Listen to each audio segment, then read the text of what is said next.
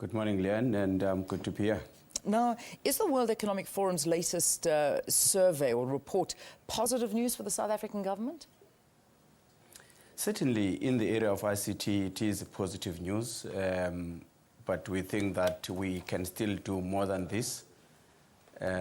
So that's why we're hosting conferences like this, so that we can continue to discuss issues of ICT and see how we can continuously improve. Yeah, how? How are we going to improve? Well, by sharing ideas. There's a lot of body of knowledge that is in the private sector, that is in government, that is elsewhere in the world, that should be galvanized through events like GovTech, so that we can share how those people have overcome some challenges that they may have had, and make that knowledge available for the rest of the public service. Yeah, it's quite frightening that particularly within education, the quality of education, this is where we seem to be falling all of the time.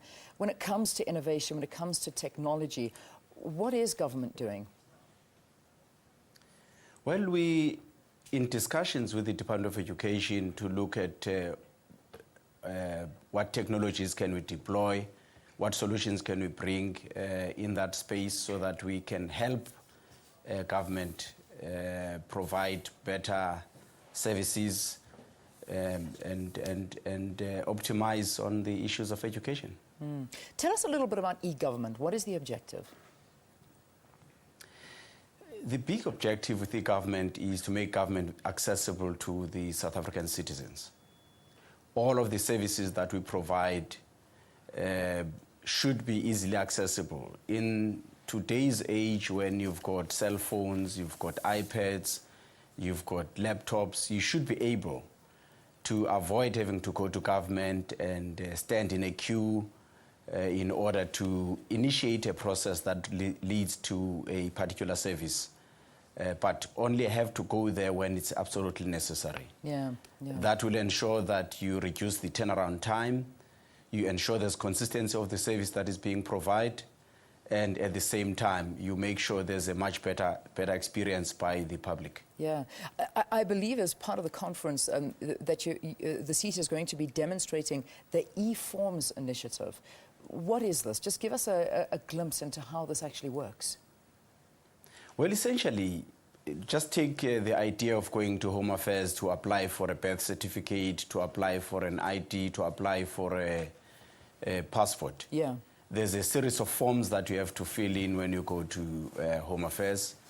We then basically automate those forms and make them available electronically so that you can actually just go onto the internet, log onto the Home Affairs portal, and then be able to fill in that form and send it to Home Affairs. Yeah.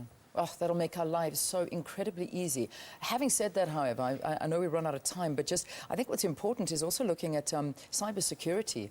I imagine it's quite a challenge. If we're already having a problem with identity thieves out there, how do you control this?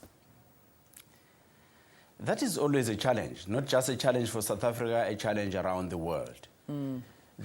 The idea for us is to continuously share experiences in terms of how the attacks happen, share experiences in terms of the technologies available to prevent this from happening, and continuously improve in the areas of our security. We have to invest in this.